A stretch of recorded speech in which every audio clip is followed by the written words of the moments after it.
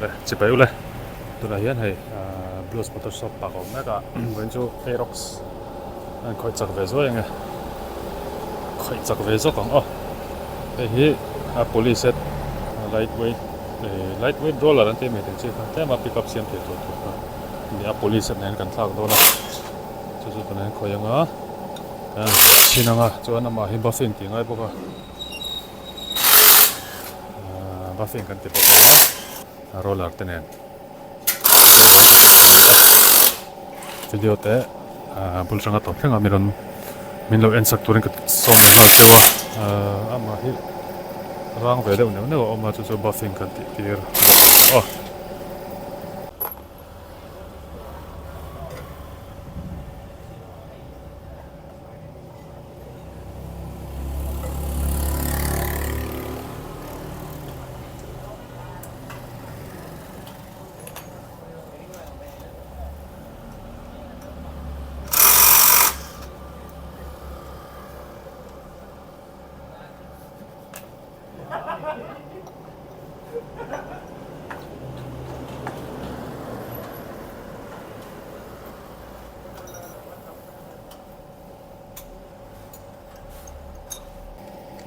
เฮ้ยสต็อก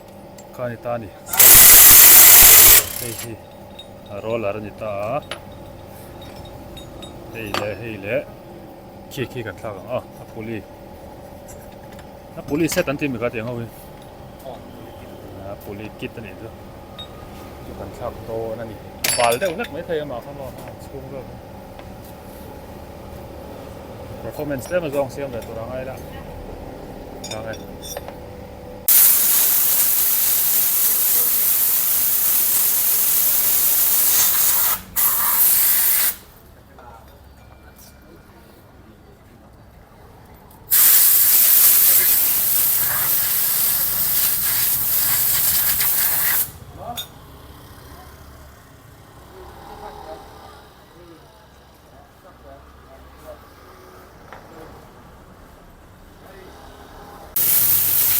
เฮ้ย stop roller ข้างตานี่เฮ้ย stop roller อันเดียส่วนนี้after market roller ตาที่กันตัวนี้อินซานเลยเวลาตัว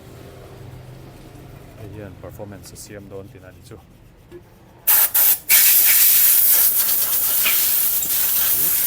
ตกมาดีบีตัง racing team ที่นั่นมั้งบีตัง racing team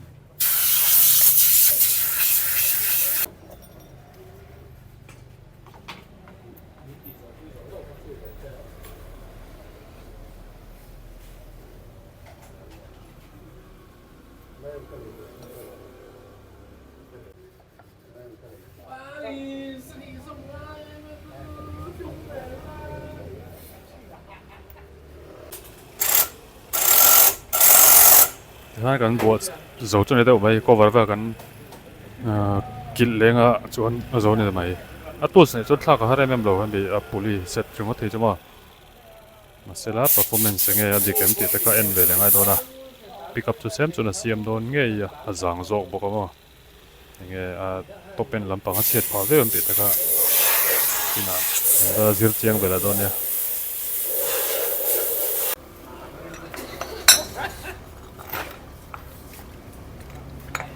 ในร่องให้กันทักส่วนนี้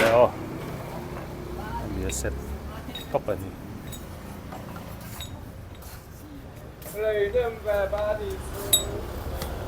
ดูโลจวนอ่ะโวเล่เดี๋ยวท็อปเททีเนี่ย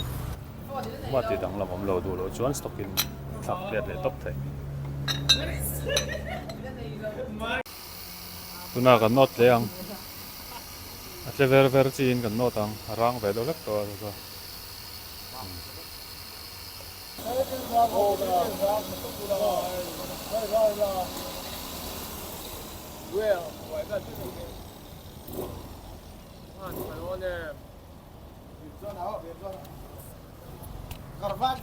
ถึงไรที่เราโน้ตเล็ดเราไล่เนี่ยจนที่เราเป็นโน้ตเล็ดตัวจนนี่โน้ตเล็ดตัวโน้ตกันติลังเลี้ยงยี่เรฟก็ร่างเดี๋ยวตัวเฮ้ยกันที่สุดเสีย Let's have a từ lâm bằng anh liền à từ lâm bằng bộ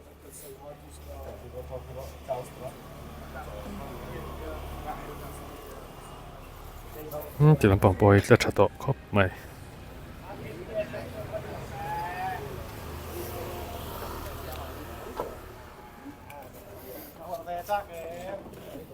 hít bị mai răng rồi mà nốt dòng à rồi cái lẽ vắt mà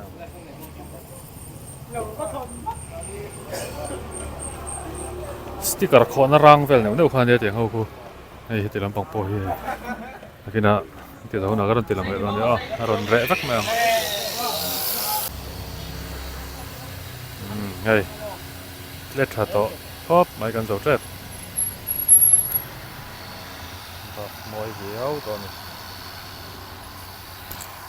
moi to khop mai dum te var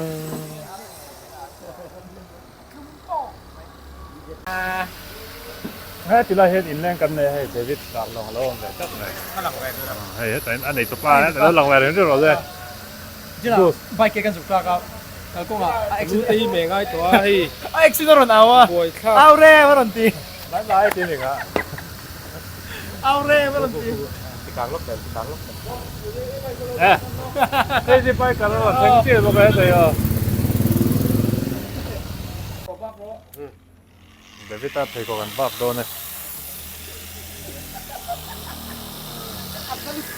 David dar long ấp thấy có gần bắp đâu này chết tháng cái thằng lâu này nè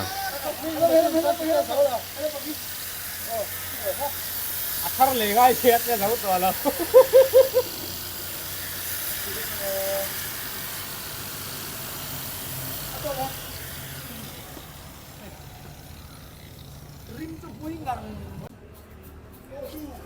thì khá là làm bằng cần là thì ngã chuan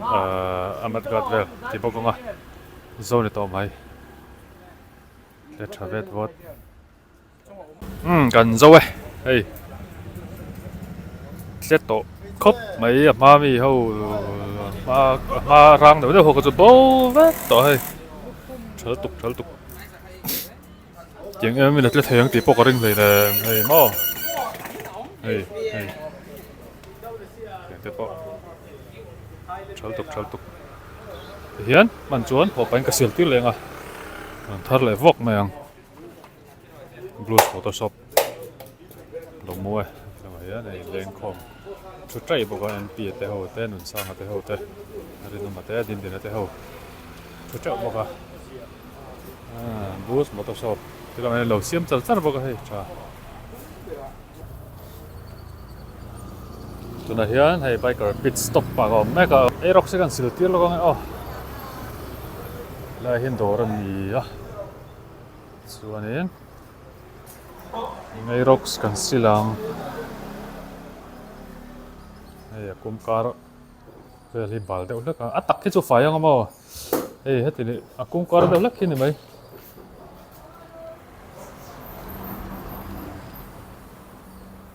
sửa mai cái này lóc à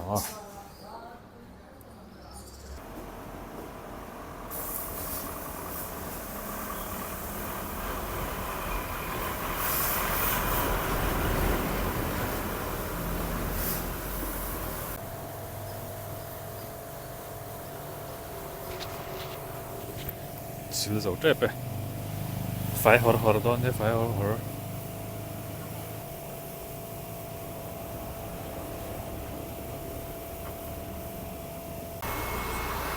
cho nên bài card pit stop cái gì anh location sẽ được cái hay dấu tăng luang mơ road thì người ta có thể là trang làm bằng phố thì lấy mình mà nia lấy mình cả hay là còn thắng mò lấy mình nó sẽ được thà này cho nó sạch lóc lại công厂能帮还能嘛？那搞对 stop 的，把市场上，accessory 市场上，我这不过，对快的肯定是对这个，估计个安对快都出来，对面很多了，快都出来出来嘛。哎，快，เล็ดฉะตัวบกไฟฉะบกมั้งกงการเวลแต่พอไฟฉะเวียทีมตัวเล็กตัวหลังเชียงตัวเคยตัวเราไม่เท่าmỗi tuần nha phải cho bọc ta cả pit stop đó thế mày như cái đông lệ ta visor seal chi môi aerox lệ hey hi plug coil Puma Racing plug coil min pe bokon hi kalom le mày à thank you kalom nó tục rồi ngon te thì khan vẫn video biết tụi tao cái là hết thì anh này tụi bạn đến đi à kalom thế mày kan when video big tu kan tu to kang ai visor te tuan plug coil te na kinan bo lo me a bye bye na ko le